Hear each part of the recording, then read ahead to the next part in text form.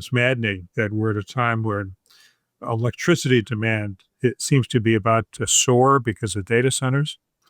And the administration is slashing wind and solar wherever they can, which is going to make it so much harder to meet that new electricity demand. It's so counterproductive to their alleged goal of making us energy dominant and dominant in AI. And those two things require tons of power. There's so many contradictions in Trump's energy policy. He promised to lower the price of energy, but if the price of energy is so low, it's not economical to drill. The rig count is actually down. We're not seeing new coal mines or any of that. Nobody's building new coal-fired power plants.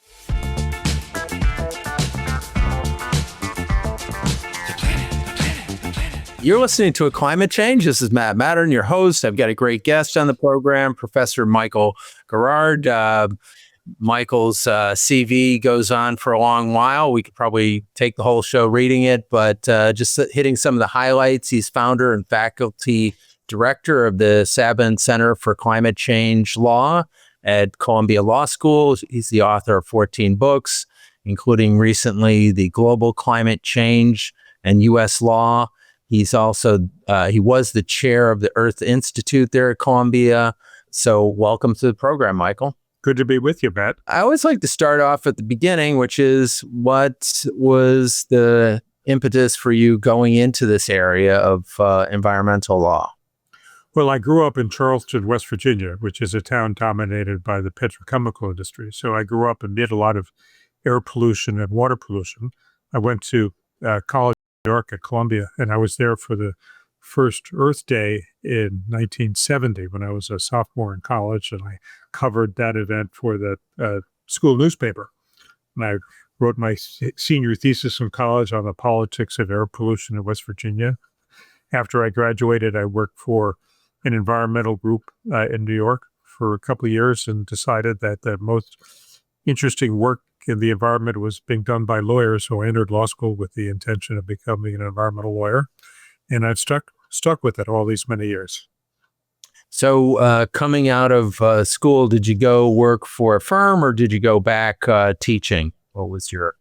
I joined a small boutique firm that specialized in pro-environmental work, and I practiced there for 15 years. Then when it broke up, I transferred laterally to a big law firm where I practiced environmental law for another 15 years. And in 2009, I moved into academia. I joined the faculty at Columbia Law School to teach courses on environmental law, energy law, and climate change law, and found what's now the Sabin Center for Climate Change Law. And what's the kind of, working theme of the Sabin Center, and what are your primary focuses there? The chief purposes of the Sabin Center are to develop innovative legal techniques to fight climate change, to train the next generation of lawyers to use those techniques, and to create legal resources, databases, and so forth that are used by lawyers and judges and others all around the world. So what do you see as some of the best legal techniques to do the work to help the environment at this point in time? Well, ideally, we'd have legislation. Ideally, Congress would act and would create a major law that would explicitly address climate change. Congress has not done that. A few states have, and so there are a number of states that have strong climate laws. In the absence of strong statutes, we still have the ability for agencies to issue regulations empowered by the statutes, although the U.S. Supreme Court has made that more difficult. And then third, we have litigation, but I would not put litigation as the ideal method, but it is an important method in the toolbox. Well, as litigators, I've certainly done a fair amount of litigation in my career, and you're a litigator. What do you see as some of the most successful climate pieces of litigation that are currently being prosecuted? Well, I don't know what's going to be successful. What's currently being prosecuted. I mean, it's sort of historically, the most successful case was a landmark decision from the Supreme Court in 2007 called Massachusetts versus EPA, which said that EPA has the authority and perhaps the obligation under the Clean Air Act to regulate greenhouse gases. There have been quite a few successful lawsuits over the years stopping particular projects like coal-fired power plants or coal mines or pipelines or highways or other projects that would have a negative environmental impact.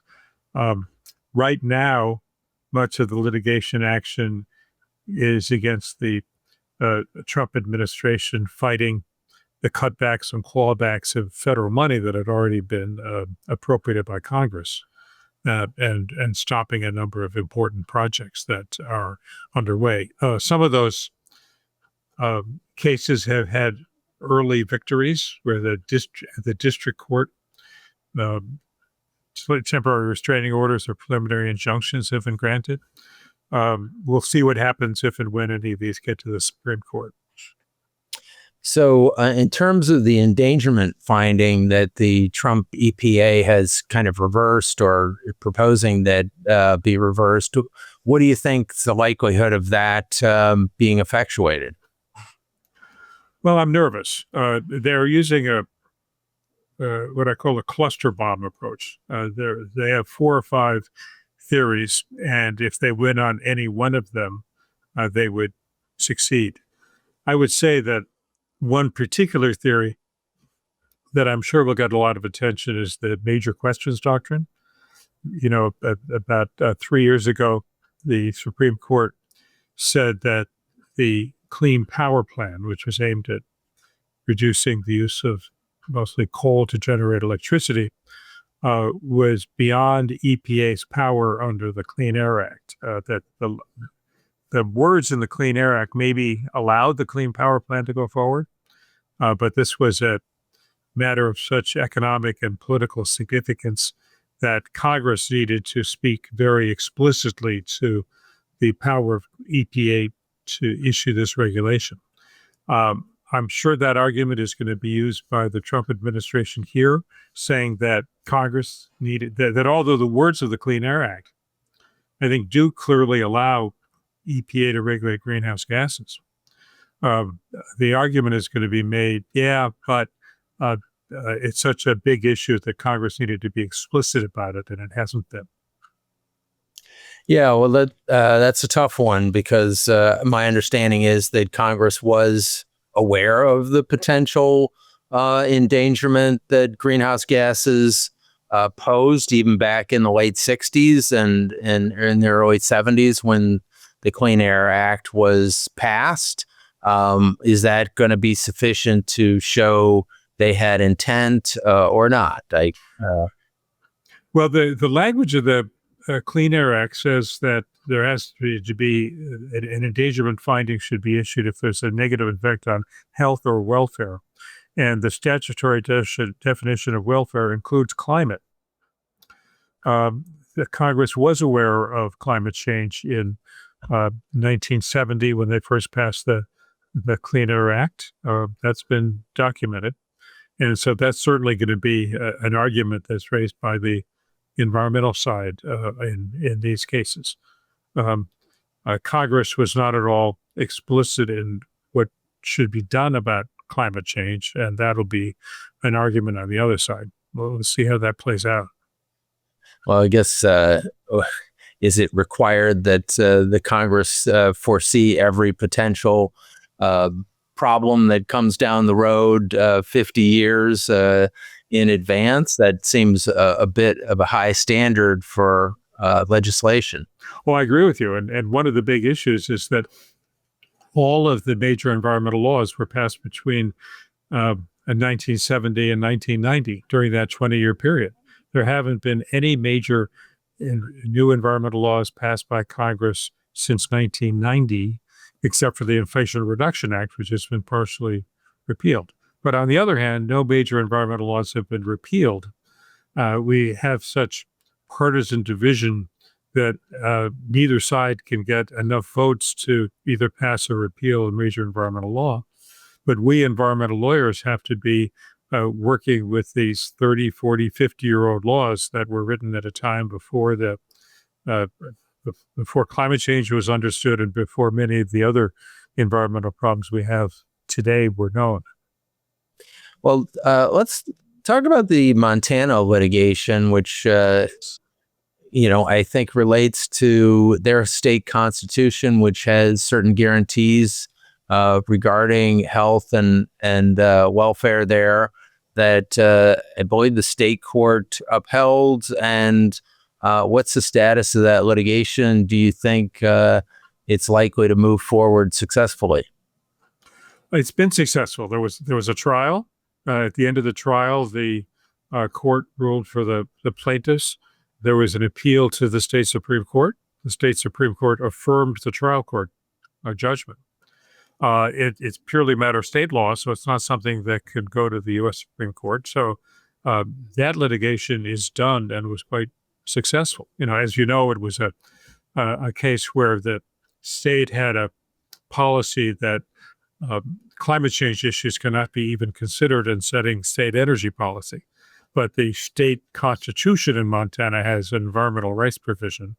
The trial court said, and the state Supreme Court agreed that that climate change is included in the environment and which should be protected, and that provision of that state policy was unconstitutional. So how is that going to play out in terms of practical terms in Montana and maybe other states that have similar policies? There was a later decision in Montana that said that environmental permits were needed for a new industrial facility, and that needed to consider greenhouse gases. And so the decision has already had some impact, but it's just about consideration. It doesn't say once you've considered it, you have to deny the project. So it's of limited substantive impact. I think one of the reasons the case was successful was, frankly, they weren't asking for very much. They wanted to establish a principle, but not scare the court. There have been other cases like the Juliana case that asked for a whole lot more than that. And I think that may have scared the courts into denying the relief that was sought. Well, I know a number of cities are suing and various fossil fuel companies, and the Puerto Rico is suing various fossil fuel companies. Are you tracking those cases, and what do you see happening there? And yeah, we're tracking them all very closely. There are more than 30 of them that are still pending. In some, the trial courts have dismissed the lawsuit, and in all of those, it's under appeal. In several others, the trial court allowed the case to proceed. And in 3 of the states, they survived initial motion practice in the state Supreme Court. Massachusetts, Colorado, and Hawaii. And in the Hawaii case, the defendant oil companies tried to get the U.S. Supreme Court to review it. It refused. In the Colorado case, just last Friday, they filed a petition for review by the Supreme Court.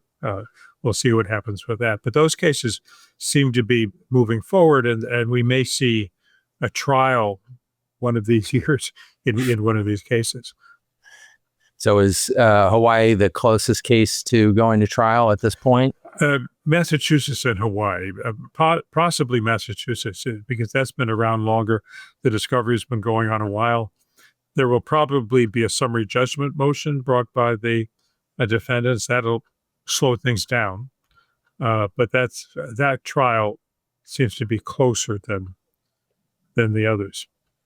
Well, it seemed to be a pretty hard case for the defendants to win on summary judgment. There seems to be contested facts in this situation, but what would be their theory of winning on summary judgment? So the Massachusetts case is basically about consumer fraud. And there may be an argument. I haven't seen the discovery. I think the discovery is under seal, but there may be an argument that the state has not been able to prove that any consumers were actually deceived in the way they changed their behavior. So if you were warned that buying gasoline would be bad for the climate, would you have stopped driving your car? Or would you have bought an electric vehicle? I don't know. I'm guessing that the oil companies will raise that kind of argument. Right.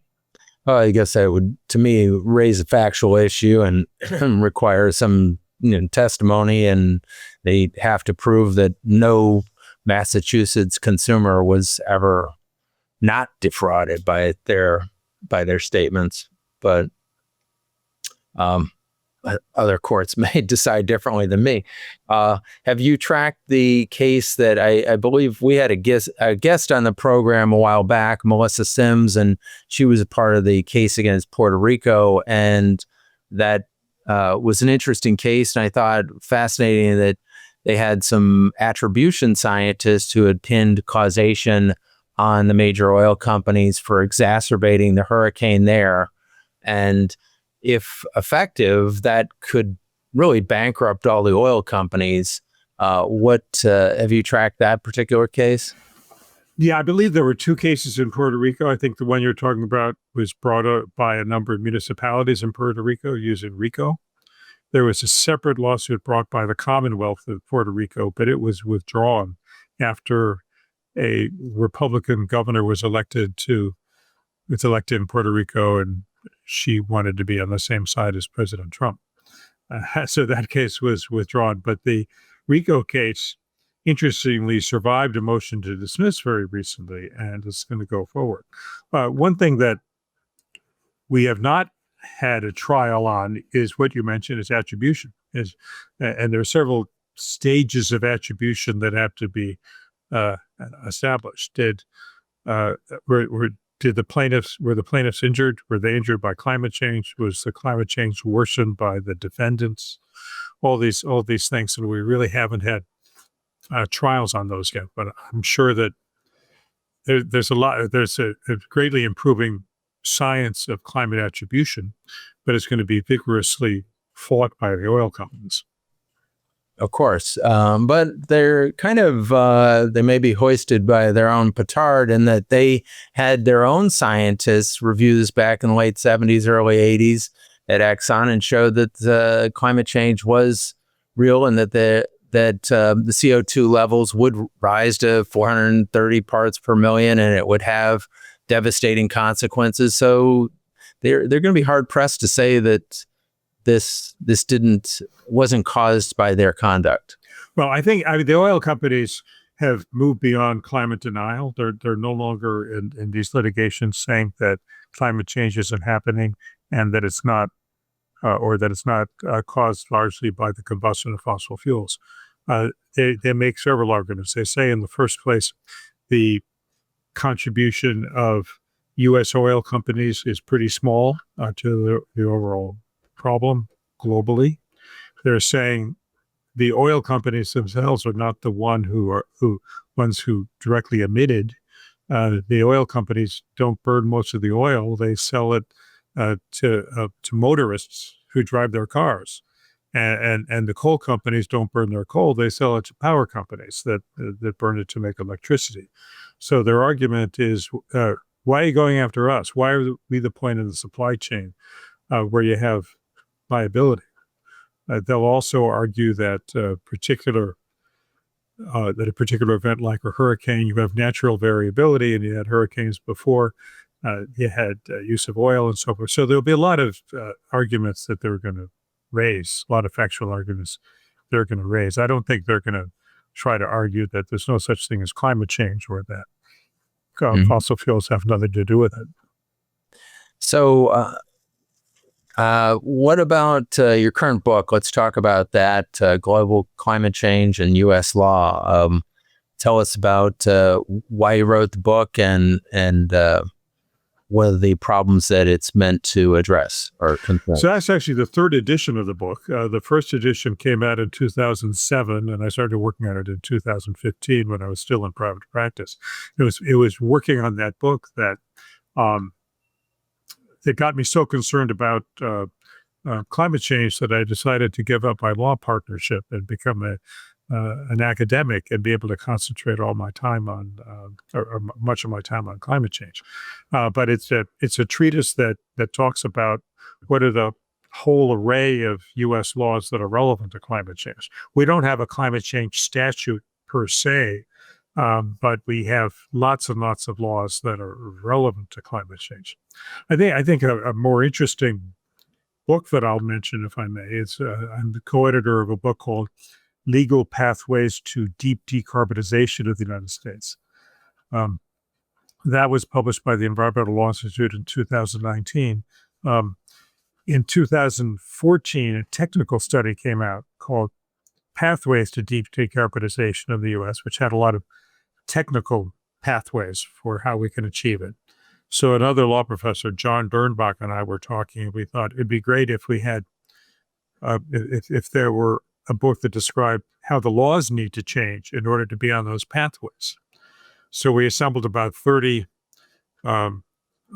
lawyers, mostly professors around the country, to write chapters. It came out with this 1,100-page book with more than 1,000 specific recommendations for how federal, state, and local laws could be changed to get on those pathways.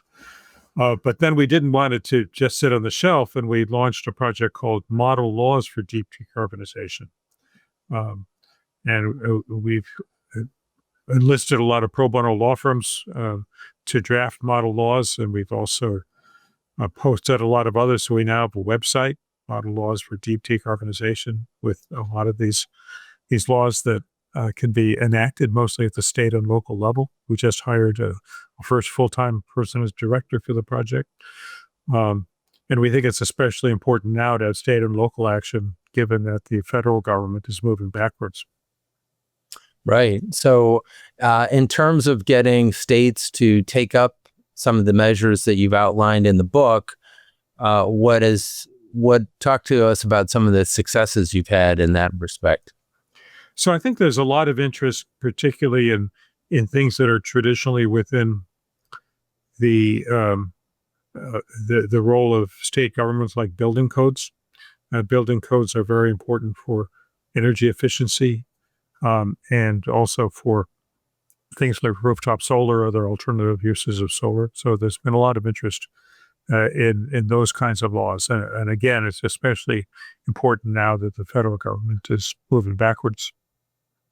I just had a guest on the program who is proponent of the solar cells that you kind of hang from your balconies and stuff like that. And I guess a law passed regarding that, supporting that effort in Utah. And I guess they're working on it in some other states. I don't know if you've been following that one or not. Yeah, I think I just recently saw an article about this plug-in solar where you have a panel and you just hang it off your balcony and plug it in. Right. Sounds like a great technique if you happen to have a balcony that's pointing in the right direction. Right. I guess they've had a lot of success with it in Pakistan, and a lot of people have used it there because maybe they don't have reliable power, so they just have started to use it, and it's cheaper, and they've also had a lot of success with it in Germany. So, the challenge is, I guess, here is getting the UL laboratories approval and all of that, which you'd think that would be a pretty simple thing to do.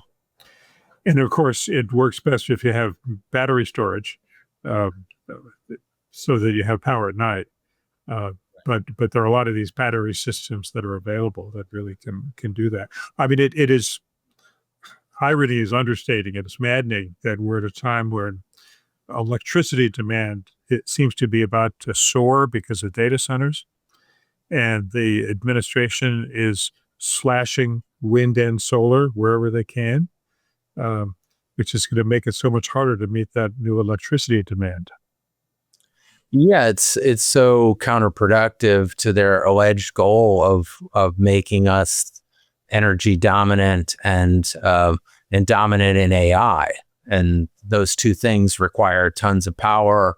And the other thing is that the oil companies, I mean, quite frankly, is a good thing. They're not drilling right now because prices probably aren't high enough for them to really have it make economic sense for them to do a lot of drilling. So, I mean, there's so many contradictions in Trump's energy policy. He promised to lower the price of energy, but as you say, if the price of energy is so low, it's not economical to drill. And so despite all of these pro-fossil policies that we've seen from the Trump administration, it's not actually helping fossil in the sense that we're not seeing more drilling. The rig count is actually down. We're not seeing new coal mines or any of that. Nobody's building new coal-fired power plants. We are getting ready to export a lot of our gas to Europe and maybe Asia. But as you say, the energy dominance agenda that we hear so much about is directly contradicted by slashing wind and solar, which have been the principal new sources of electricity in the U.S. for the last several years and are the cheapest sources of electricity. So it's all about the fundamental objectives are to maximize both the supply of and the demand for fossil fuels. I think that's what these policies all tend to boil down to.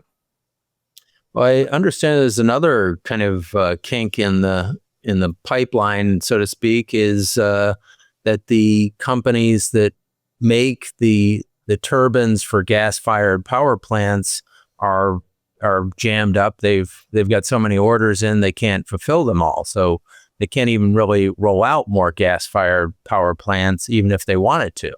That's exactly right. People have the image that, well, we need a lot of power fast, we can build natural gas power plants. But there's a long delay, which is not the case with wind and solar. Wind and solar goes up much faster than gas. And nuclear, would eat far longer to get started up. If you really want a lot more electricity quickly, you want to go with wind and solar. Yeah, well, maybe somebody will tell him this. Maybe the market will tell him this, because people who he talks about wanting to be smart business person, but this is the reverse of being a smart business person. That's right. We'll see how much he listens to the markets and how articulate the markets are. A whole lot of factors going back and forth. Well, in terms of legal things that could be done, I know California has had a cap and trade policy for a while. Do you see that as being something that's particularly effective or not effective? Is that part of the model laws that you have for decarbonization, or is that on the shelf? It is, and there's currently litigation in New York on exactly that. New York in 2019 passed an important climate law that set some deadlines, required the State Department of Environmental Conservation to issue regulations by a particular time to meet the reduction goals. The State Environmental Department was on the verge of issuing the regulations for what they call a cap and invest, basically the same as cap and trade. Governor Hochul yanked it at the last minute. And there's now a case pending in state court, a challenge to the governor's action. And that it's brought by Earth Justice is leading the case, representing the Sierra Club and others. And they're saying, without this cap and invest program, there's no way that New York can meet its goals. And the state's lawyers are saying, okay, we're going to come up with something else, but they haven't. So how would the cap and trade or cap and invest program work in New York, and why do you think the governor pulled it? It would probably, I mean, they haven't issued the regulations, so we don't know exactly what it would be, but it would probably be a fee on fuel that came in. and that fee would then be passed down to consumers and would raise the price of various things, which I think is why the governor pulled it. See, politicians don't like to transparently increase consumer prices. Now we'll see what's about to happen with tariffs and what the political impact of that is. But I think that that's a major reason the governor pulled it. The governor also temporarily pulled our congestion pricing program in New York City. We sued her over that. We won that case. She then became a real believer in the congestion pricing program, which has been working astonishingly well. It's really been terrific. Well, that's following that a bit, and always love going to visit New York City in particular, and Manhattan. And I was curious as to your experience with what it's done for people living there and people visiting. Only a small fraction of New Yorkers drive into Manhattan. A very large fraction of New Yorkers take the subway and other mass transit. And so the people who drive have been unhappy. However, not entirely, because it actually has reduced congestion. Travel speeds are higher. You can get in faster, and the buses are moving much faster. So it's really been a very successful program. It's had a greater reduction in congestion and a greater revenue gain for the MTA than had been anticipated.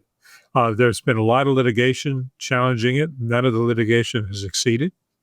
The Trump administration has tried to shut it down with no success. And so what has been their tactic in terms of shutting it down? And then a related question, have they measured the impact in terms of reduced chemicals and particulate in the air? Their tactic has basically been to send letters to New York saying, we demand that you shut it down. And New York responded by saying, we'll see you in court. Yeah. The MTA very quickly brought a lawsuit, and that lawsuit so far has had a lot of success.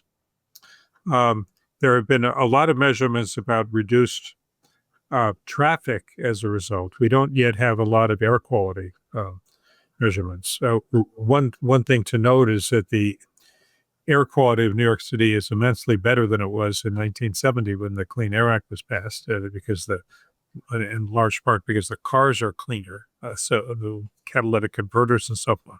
So there's less air pollution from cars to reduce, but there's still a lot of it. And the reduced traffic surely will lead to reductions in air pollution levels, but I don't think we have those numbers yet. Well, I saw that, say in Paris, they had done something similar in terms of, just making certain areas car-free or the like. And they took satellite photos and could see the substantial difference in air quality. And we just had some guests on the program that are involved in that major project that Al Gore has led, I believe, that is mapping and has the satellite tools to, just kind of zone in on any area and pick out what's emitting and what's not emitting. So, there are more these satellites going up that have a lot of detection capability. One of them was lost, but there's still several up there. So what are you kind of excited about in working on right now, and what are the things that are giving you kind of the most areas of concern given the current administration's attack on some of the fundamental environmental policies we've relied upon for the last 50 years? So I'm excited about our model laws project and having our people go around the country and talk to state and local legislators about what they can do to move in the right direction. I'm extremely concerned about what the Trump administration is doing on everything, but just in my particular area, they really have an all-of-government approach to try to attack clean energy. and are costing a large number of jobs, killing a lot of economic activity, and they're going to cause the price of energy for consumers to go up. It's just confounding that they're doing that, and we're participating as amicus in some of the litigation challenging some of that. We also have a project called the Renewable Energy Legal Defense Initiative, which provides or arranges for pro bono legal help to communities that want renewable projects that are facing local opposition. And distressingly, there's a whole lot of that around the country. This local opposition has really become an impediment to wind and solar. So do you still see lots of wind and solar projects going forward, or have you seen a number of them stymied and blocked because of what's happened with the current administration? A number have been stymied or blocked. All offshore wind requires federal approval.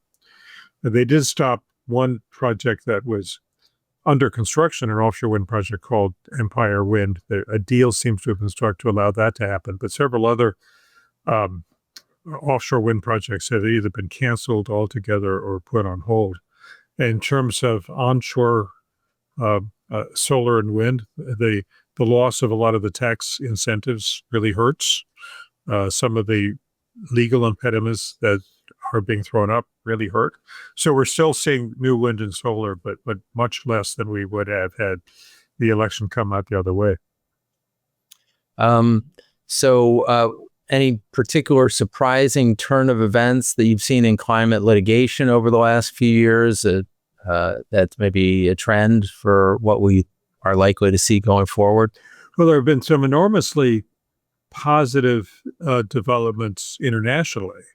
There's the very recent decision from the International Court of Justice, which was a remarkably strong decision about the human rights and other legal rights and obligations of governments to act on climate change. And although the International Court of Justice decision is not itself binding, we're seeing an increasing number of countries around the world that have ruled for plaintiff environmental groups on climate issues and directing their national governments to do more on climate change. The most prominent, one of the early cases, was in the Netherlands, but we also have decisions in Germany, France, Pakistan, Nepal, South Africa, Mexico, Brazil, most recently Hungary. So all around the world, we have these terrific decisions directing the national governments to do more to reduce greenhouse gases. Unfortunately, the U.S. has not signed on to the human rights treaties that are the basis for many of these decisions. The U.S., unlike most other countries, does not have a environmental rights provision in our Constitution, and the courts have not read one into the Constitution. So the U.S. courts have been less receptive to those kinds of theories than the courts in many other countries. But elsewhere in the world, we're really seeing a lot of progress on that front. So it's kind of surprising that the U.S. alleges to be the leader of the free world, yet has no environmental law kind of ensconced in our Constitution. Do you think that that's a pipe dream to have a constitutional amendment to that effect, or is it something that we should be working for and starting the conversation to challenge Americans to take care of ourselves and our health and our planet? I'd love to see it, but getting 2/3 of the states to sign on, getting super majorities from both the House and the Senate, it's much easier to get legislation than a constitutional amendment. We haven't been able to get legislation on climate change, and let's fight for that first, and then if that goes well, take the next very difficult step. I'm kind of surprised at one of the countries that you named, in particular, Hungary, to have ruled in that way, because it's considered to be not really more of a dictatorship at this point in time, and not particularly progressive in its views. Well, we'll see to what extent the national government in Hungary implements what the court says it should do. But we do have a lot of, Hungary, I guess, has a more independent judiciary than we thought, although I've never studied the judiciary of Hungary.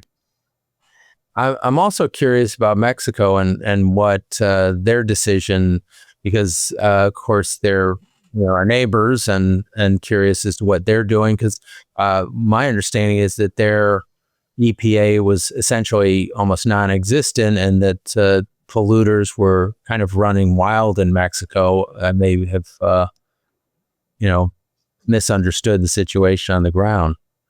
Mexico actually passed a pretty strong climate law a few years ago. But once again, in many countries, we have a big gap between what the statute says and what's actually happening on the ground. And I think Mexico is one of those countries where the theory may be running ahead of the practice. But actually, I have to say that's a global phenomenon with the Paris Climate Agreement. Virtually every country put forth its nationally determined contribution, its pledge for how it will reduce greenhouse gases, but very few countries are fully meeting those pledges. And that's one of the things that was highlighted in the recent decision from the International Court of Justice, that it really is a legal obligation of countries to fulfill and possibly go beyond those Paris pledges. Yeah, I mean, as a lawyer, I looked at the Paris Agreement thinking, oh, this is like Swiss cheese. It just isn't, it doesn't have any teeth to it. So, I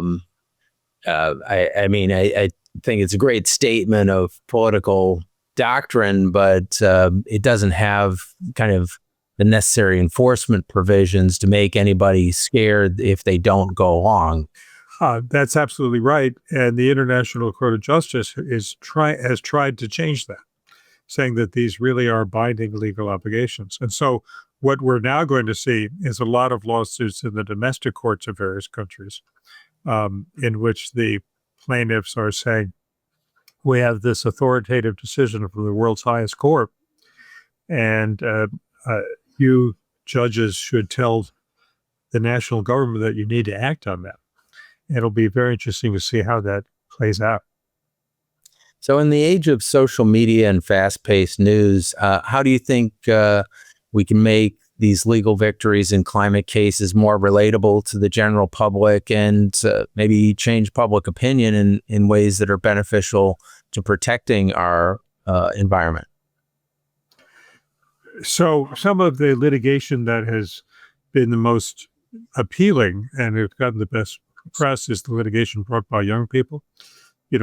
Our Children's Trust in Oregon has organized a lot of this. There was the famous Juliana case in Oregon, which ultimately did not succeed, but it got a lot of attention. The Montana case brought by young people, the same group. There was an important case in Hawaii, also brought by young people. I think that those cases tend to personalize who's affected. That you're much more likely to persuade people if you put human faces behind the cases. What effect that will have politically is not yet clear. So much of the political division is the tribal division we have, blue states versus red states, and the difficulty with penetrating the other side. So I have to say that's not my expertise, but it's a matter of great frustration. Yeah, you and me both. Well, I guess we keep putting it out there, and hopefully the education process. I think there are people persuadable in the center, and people that would make the difference between kind of winning and losing these legislative battles. That hopefully we're reaching some of those people who will say, hey, this is important and we should vote in accord with these principles. I've come to believe that the most important battles are the ones that really matter most are at the ballot box, but having people in Congress and in the White House and in governor's offices and so forth is the most important thing, and that electoral politics are what's most likely to have the real impact on what we do on climate change. Curious as to what book or film you'd recommend to those who are, listening, and things that you think are most impactful in this area. I'm sorry, in terms of what actions they should take? Yeah, maybe what actions they could take, maybe inspiring them in this area, maybe just informationally, something that's particularly well done. So I think trying to, again, get your local officials to act. One publication I particularly enjoy is called Grist. It's a free daily newsletter that comes out that has a lot of very good information on what's going on around the country. So I think Grist is a terrific place to look. If you're a lawyer and you want to find out what's happening legally, I'll recommend two things. Our center, the Sabin Center, has a monthly newsletter, and we also put a lot of blogs out. So if you just Google Sabin Center for Climate Change Law, you'll see how to subscribe to those for free. And in California, UCLA and Berkeley Law School together put out a blog called Legal Planet, which is also terrific. So I suggest that my students subscribe to both of those blogs to help keep track of what's happening. Okay, well, that's great. And if you were to put some of your heroes up on Mount Rushmore in the environmental movement, who might you put up there? I think Bill McKibben has done terrific work. I think he's one of the best spokespeople on all of these issues. I've gotten to know Naomi Oreskes, who's a historian of science at Harvard, who's done a great deal of work. I think that Gina McCarthy, when she was head of the U.S. EPA, and those are a few of the people who I would name, in addition to the obvious Al Gore. Well, I've had two of those on the program, Bill and Naomi. So now I just need to pick up two more, and we'll round out the Mount Rushmore. So great. Thank you so much, Michael, for being on the program. It's been a pleasure talking to you. I appreciate the great work that you're doing out there. I really think what you're saying about the model laws for deep decarbonization makes a lot of sense. And so I will recommend it to all policymakers out there. I've had a number of policymakers on the show in the past. Senator Ben Allen from California had authored the plastics legislation to kind of reduce our single-use plastics here in California, and so and many others. So I'll point that book in, or send that book to some of them to use it for good. If there's any other things that you'd like to talk about in terms of books or articles, or where people can follow you on social media to get out the word, that would be great. Sure, I appreciate that. So I'm on Blue Sky. I think that's maybe linked from your website. I used to be active on Twitter, not so much anymore. But following the get on the mailing list of the Sabin Center would be a good way to follow what we're up to. Okay, well, that sounds great. Thank you again, Michael, and wish you all the best going forward in the work that you're doing. Thank you so much, Matt. I enjoyed talking to you.